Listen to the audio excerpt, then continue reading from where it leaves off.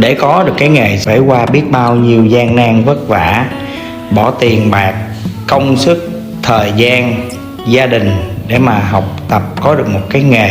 Nhiều khi có thêm cả nước mắt và máu nữa các bạn. Bởi vậy có được cái nghề đã khó, mà giữ được cái nghề á, nó còn khó hơn gấp vạn lần.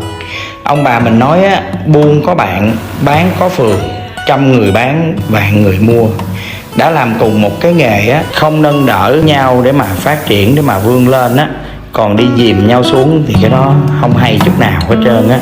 Người ta nói á, có đức mặc sức mà ăn, thì nên dùng tay nghề, dùng cái trí tuệ, dùng cái kiến thức để mà cạnh tranh với nhau một cách công bằng lành mạnh, chứ không phải là cứ phải đi đặt điều, nói xấu, nói sai sự thật.